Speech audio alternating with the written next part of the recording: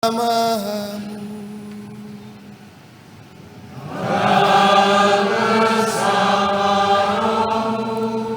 Inilah Injil suci menurut Yohanes.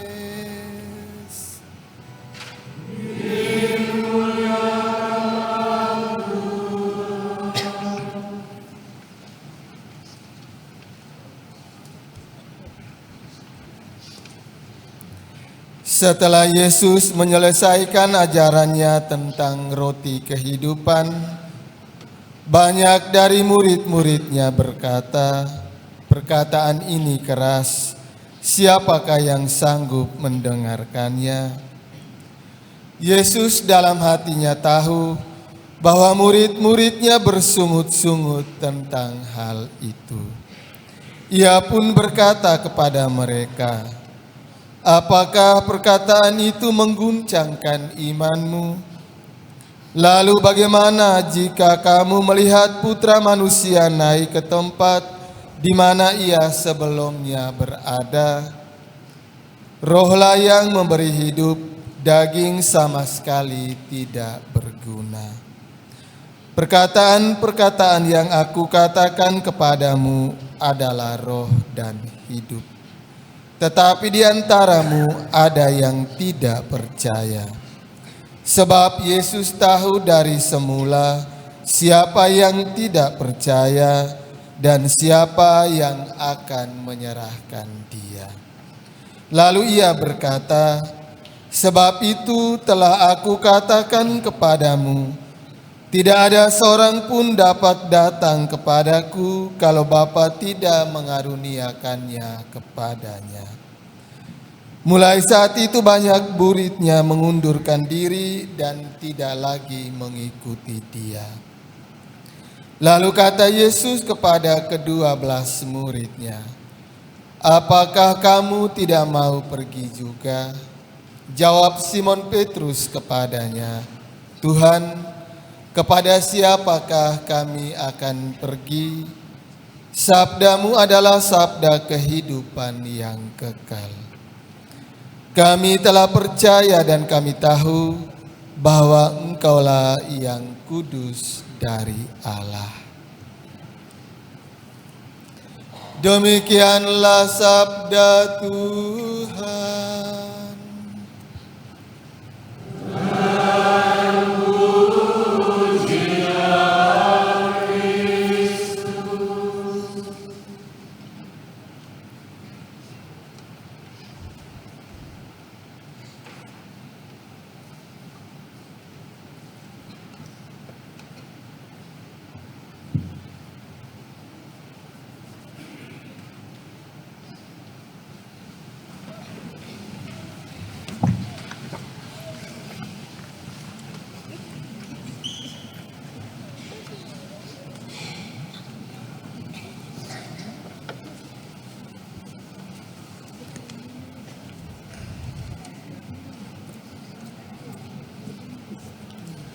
Para suster, bruder, oma dan opa, bapak ibu, anak-anak, saudara-saudari, umat beriman yang dikasihi Tuhan, selamat pagi dan selamat hari Minggu untuk kita semua.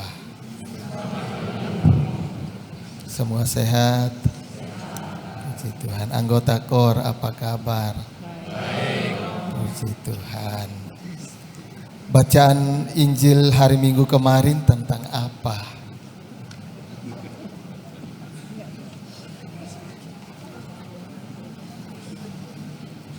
Hai,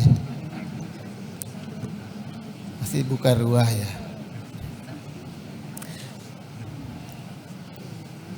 Kan disinggung dalam bagian pertama Injil tadi, Yesus bilang, "Akulah roti hidup. Barang siapa datang kepadaku, ia tidak akan lapar lagi, dan barang siapa makan dagingku, dia tidak akan lapar lagi, dan barang siapa minum darahku, dia akan mengalami hidup kekal. Aku tinggal di dalam dia dan dia di dalam aku." Dan banyak murid merasa bahwa pengajaran Yesus itu keras, sehingga banyak murid dalam Injil tadi banyak murid pergi meninggalkan Yesus. Bacaan pertama dan bacaan Injil menampilkan kepada kita bahwa ketika dalam keseharian hidup kita, ketika kita memilih teman, itu adalah sebuah pilihan. Atau dalam istilah sekarang itu, masing-masing kita punya apa? Punya bestie, punya teman curhat. Ketika kita memilih teman berarti ada hal yang saling menguntungkan di dalam relasi pertemanan itu. Kalau kami dulu masih frater, diwajibkan untuk punya namanya teman Emmaus. Teman Emmaus itu tahu tidak? 2 murid dalam perjalanan ke Emmaus, mereka berbagi banyak hal tentang pengalaman iman mereka. Dan tentunya ketika kita berusaha memilih teman hidup, teman untuk berbagi cerita, tentu ada hal-hal yang menguntungkan. Bacaan pertama, bacaan Injil menampilkan kepada kita relasi kita dengan Tuhan. Apakah menguntungkan atau relasi kita dengan Tuhan lebih banyak mendatangkan kerugian di dalam diri dan hidup kita.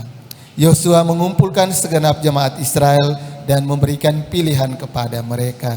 Memilih untuk beribadah kepada Tuhan atau memilih untuk beribadah kepada dewa Baal buatan tangan manusia. Dan Yosua dan segenap keluarganya memilih untuk beribadah kepada Tuhan. Dan Yesus dalam Injil tadi juga memberikan pilihan kepada 12 murid. Melihat banyak murid yang lain pergi meninggalkan Yesus, Yesus memberikan pilihan kepada 12 murid atau 12 rasulnya. Apakah kamu juga tidak mau pergi? Pilihan kita untuk beriman kepada Tuhan mengibaratkan relasi antara suami dan istri saling menguntungkan. Relasi suami dan istri dalam bacaan kedua tadi menggambarkan hubungan Kristus dan gerejanya. Tidak dapat dipisahkan dalam situasi dan keadaan apapun. Dengan demikian, ketika kita memilih untuk mengimani kepada Tuhan, berarti itu pilihan hidup kita dan kita berjuang untuk mempertahankan pilihan itu dalam suka dan duka, dalam situasi dan keadaan apapun. Tetapi seringkali kita umat Katolik itu sudah memilih Tuhan, sudah dibaptis, sudah menerima sakramen Ekaristi, sakramen tobat, sakramen krisma, sakramen perkawinan.